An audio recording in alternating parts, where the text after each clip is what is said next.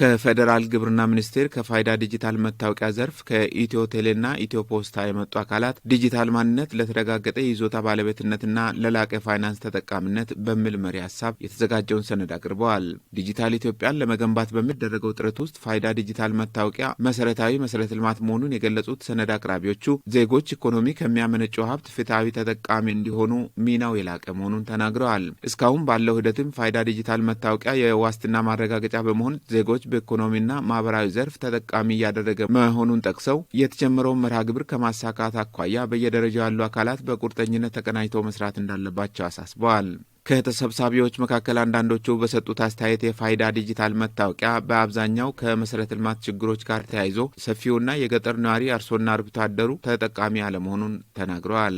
የግንዛቤ ስራዎችን በስፋት በማከናወን እንደ ሀገርና ክልል የተቀመጠውን ግብ ከማሳካት አኳያ በየደረጃው የሚገኙ አካላት ሊረባረቡ እንደሚገባ የክልሉ ምክትል ርዕሰ መስተዳድርና የግብርና ቢሮ ኃላፊ አቶ ማስረሻ በላቸው ተናግረዋል። ታርጌትድ ሆኖ የተቀመጠውን ግብ ለማሳካት ምንድነው ከኛ የሚጠበቀው ማድረግ ያለብን የሚለው ላይ አመራሩ ከወረዳ ጀምሮ እስከ ክልል ያለው ራሱን ኮሚትመንት መውሰድ እንዲችልና ወደ ስራ እንዲገባ ለማስቻል ነው።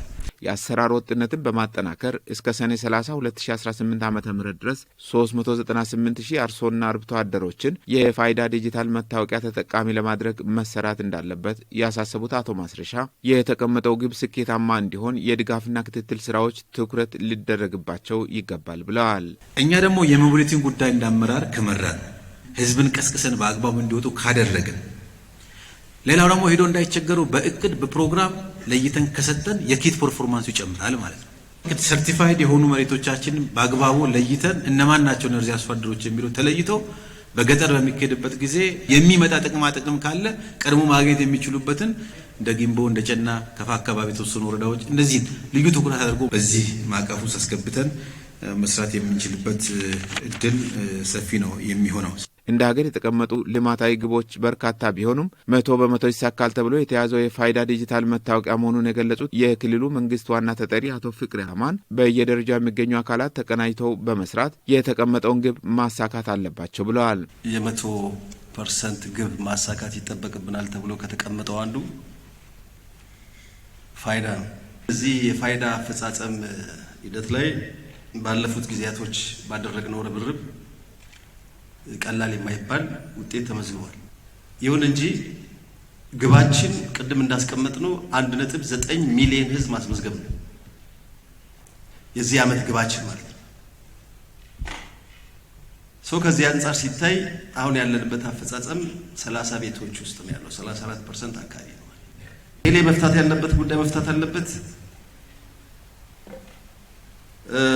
ፋይዳን የሚያስተባብረው አካል መፍታት ያለበትን መፍታት አለበት። ፓርቲ ደግሞ መፍታት ያለበትን ነገር መፍታት መቻል አለበት። ጉዳዩ በዋናነት የሚመለከታቸው ኢትዮ ቴሌና ሌሎች ግብረ ኃይልን በማደራጀትና ለስራው መሳካት የሚያግዙ ግብዓቶችን በማመቻቸት እንደ ክልል በ16 ወረዳዎች የተጀመረው እንቅስቃሴ ውጤታማ እንዲሆን መሰራት አለበት በማለት አሳስበዋል።